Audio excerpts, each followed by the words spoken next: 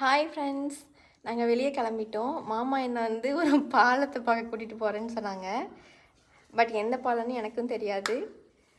நானும் மாமா அப்பா 3 பேர் போகிறோம். அம்மா வந்து ஊருக்கு போயிருக்காங்க. ஆமாம் நண்பா, இன்றைக்கி வேறு கொஞ்சம் வேலை இல்லை, மழையினால வேலை இல்லையா. சரி ஓகே, இருக்கிற நேரத்தில் அங்கே போயிட்டு வரலான்னு. பக்கம்தான், போகணும். மாத்தூர் தொட்டி பாலம்னு சொல்லுவாங்க. போய் பார்க்க போகிறோம். பார்த்ததுக்கப்புறம் வீடியோவில் போடுறோம், நீங்களும் பாங்குது. அப்படி சொல்லிட்டு நாங்கள் கிளம்பி வந்த இடம்தான் மாத்தூர் தொட்டி பாலம். அது நம்ம ஊர் பக்கத்துலேயே தான் இருக்குது.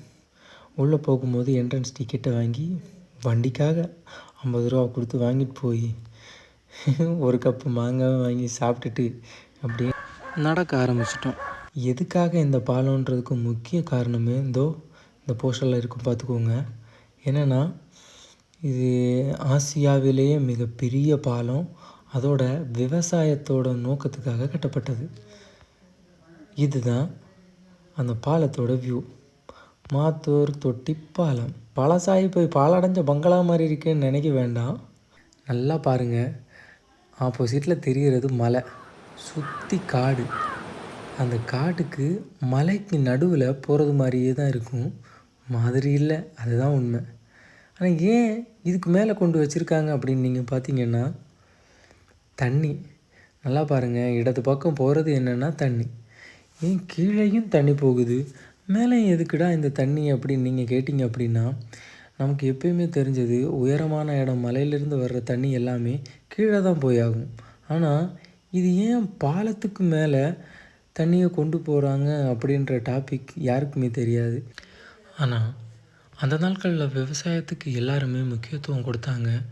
அதுக்கான தேவைகள், தண்ணி வசதிகள் எல்லாத்தையுமே எத்தனையோ கஷ்டங்களை தாண்டி ரெடி பண்ணதை வச்சுருந்தாங்க. அதுக்கு உதாரணம் இதை கூட சொல்லலாம்.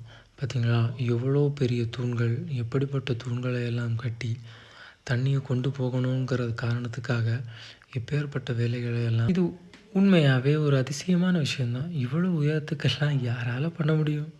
பாருங்கள் தூண்கள் எல்லாம் எப்படி இருக்குது அப்படின்னு. கண்டிப்பாக நீங்கள் யாராவது இதை பார்த்துருக்கீங்க அப்படின்னா கமெண்டில் கன்ஃபார்மாக சொல்லுங்கள். இந்த இடத்துக்கு வந்தீங்கன்னா மறக்காமல் வந்துட்டு போங்க. ஆனால் என்ன ஒன்று, வந்து பார்த்து தெரிஞ்சுட்டு இந்த மாதிரியான விஷயங்கள் இருக்குதுன்னு தெரிஞ்சுக்கலாமே தவிர ரொம்ப பயங்கரமாக வந்து விளையாடிட்டு போகிற அளவுக்கெல்லாம் ஒன்றும் இல்லை. ஆயிருந்தாலும் உண்மையாகவே இந்த விஷயங்கள் எல்லாம் பார்த்துருக்கிறது நமக்கு நல்லது. இருங்க, நீங்கள் போகிறதுக்கு முன்னாடி நம்ம தங்கம் அந்த இடத்த பார்த்துட்டு அவளோட ரியாக்ஷன் என்ன, இதை பற்றி என்ன சொல்லியிருக்கான்னு நீங்களே கேளுங்க. உங்களுக்கும் இப்படி இருக்கான்னு சொல்லுங்கள். இது என்னடா அதிசயமாக இருக்கு, இது ஒரு நிமிஷத்தில் எல்லாரும் அதிசயப்படுது. அதுதான் தான் முக்கியம். அதுதான்.